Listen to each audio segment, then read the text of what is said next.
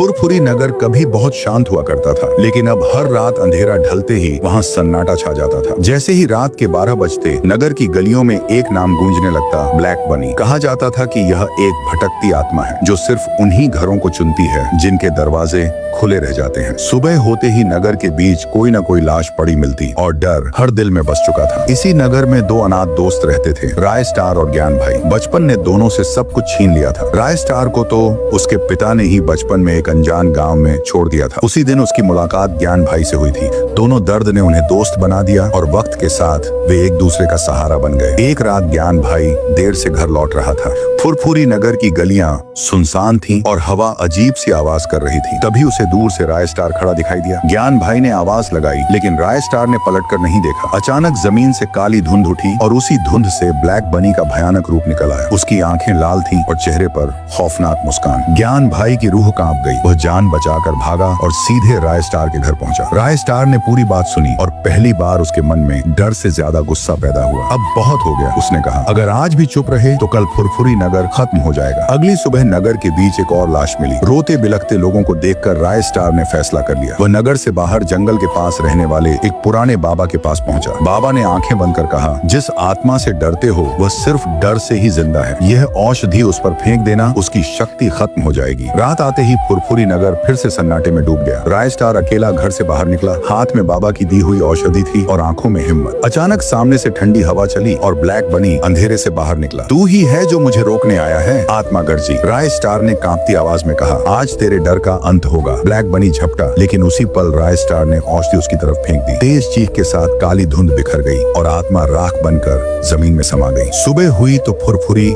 नगर की हवा बदल चुकी थी। दरवाजे खुले थे, चेहरे पर मुस्कान थी। राय स्टार और ज्ञान भाई ने पहली बार चैन की सांस ली। लेकिन नगर के लोग आज भी कहते हैं, अगर कभी रात में काली धुंध दिखे तो समझ लेना ब्लैक बनी की परछाई अभी भी कहीं न कहीं मौजूद है।